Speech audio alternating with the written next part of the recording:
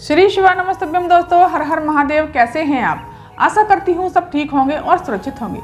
दोस्तों, जिस किसी भी व्यक्ति का कोई प्रशासनिक कार्य है जो हो ही नहीं रहा है, या कोई ऐसा कोर्ट कचहरी का कार्य है वो पूरा नहीं हो रहा, कोई केस चल रहा है कोर्ट कचहरी में और आपको ऐसा लगता है कि कहीं कोई केस हम हार न जाएं, या कोई ऐसी समस्या है कोर्ट कचहरी से लेकर के और वो आपकी हो ही नहीं पा रही है, कहीं फाइल ऐसी फंसी हुई है वो पूरी हो ही नहीं पा रही है, तो आपको बटकेश्वर महादेव का सोमवार के दिन ये उपाय जरूर करना चाहिए।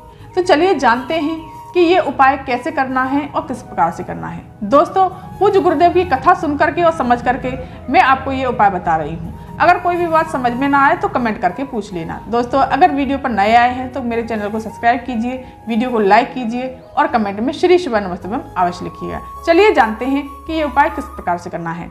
आपको बट वृक्ष के नीचे पहुँच जाना है। दोस्तों, ये बट वृक्ष की तरह से ही मान लीजिए इस वृक्ष को, आपको इसके नीचे पहुँच जाना है। वहीं बालू रेत का शिवलिंग तैयार करना है आपको। इस तरह से शिवलिंग तैयार कर लीजिए। आप थोड़ी सी मिट्टी पानी डाल करके आपको शिवलिंग तैयार कर लेना है। इस प्रकार से,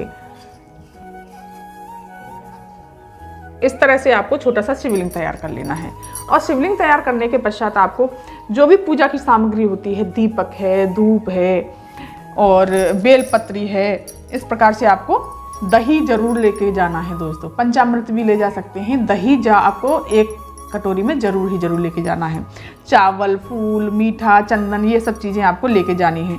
थोड़ा सा पीला चंदन ले लीजिए इसमें। इस प्रकार से आपको बट वृक्ष के नीचे आपको पहुंच जाना है और इसमें थोड़ा सा गंगा जल डाल लीजिए। तांबे के पात्र में जल भरना है आपको अपने घर से और आपको सीधे बट वृक्ष के नीचे आपको पहुंच जाना है। बट वृक्ष के पास में उत्तर दिशा की तरफ आपको मुंह करके बैठना है और बट वृक्ष के नीचे आपको बालू शिवलिंग का निर्माण करना है, रेत का शिवलिंग का निर्माण करना है। निर्माण करने के पश्चात आपको दोस्तों दही आपको ज़्यादा ले जाना है। थोड़ा सा जल इस तरह से आपको समर्पित कर देना है। पंचामृत लेके गए हो, पंचामृत समर्पित कर दिए। दही लेके गए हो, इस प्रकार से आपको दही समर्पित कर देना है। इस तरह से आपको दही समर्पित करने के पश्चात में इस तरह से। और दोस्तों, पंचामृत या दही कोई भी चीज़ समर्पित करते हो तो कटोरी को हमेशा अपनी तरफ मुख करके समर्पित करना चाहिए। पूज्य गुरुदेव इसी प्रकार से बताते हैं कि पंचामृत और दही इसी प्रकार से आपको समर्पित करना चाहिए। इस प्रकार से समर्पित करने के पश्चात आपको थोड़ा सा जल समर्पित कर दीजिए। दोस्तों, इस प्रकार से फिर चंदन लगा दीजिए। चंदन को इस प्रकार से लगा देना है। थोड़े चावल समर्पित कर दीजिए। मीठा समर्पित, गुड़ लेके गए हो, गुड़ समर्पित कर दीजिए। मीठा मतलब इस तरह से मीठा समर्पित कर देना है। बेलपत्री, इस पर चंदन जरूर लगाना है दोस्तों। और बेलपत्री को इस प्रकार से आपको समर्पित कर देना है और फिर आपको दीप प्रज्वलित कर लेना है। दीप प्रज्वलित करने के पश्चात आपको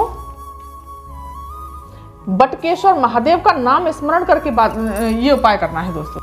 और दोस्तों, आपको बटकेश्वर महादेव की पूजन करना है तो गोलबाती का दीप लगेगा। गोलबाती का दीप लगाएंगे आप और बटकेश्वर महादेव का नाम लेकर के आपको ये पूजन करना है। बटकेश्वर महादेव से प्रार्थना करनी है और कोर्ट कचहरी के कार्य से जो भी आपको समस्या आ रही है, केस से जुड़ी हुई समस्या है या प्रशासनिक कोई भी कार्य है, उसे समस्या आपको प्रणाम करके फिर आपको श्री शिवाय नमस्तभ्यम मंत्र का जाप करते हुए इस प्रकार से आपको जल सारा का सारा जल समर्पित कर देना है। बटकेश्वर महादेव के नाम से श्री शिवाय नमस्तभ्यम कहते हुए इस प्रकार से आपको जल समर्पित कर देना है।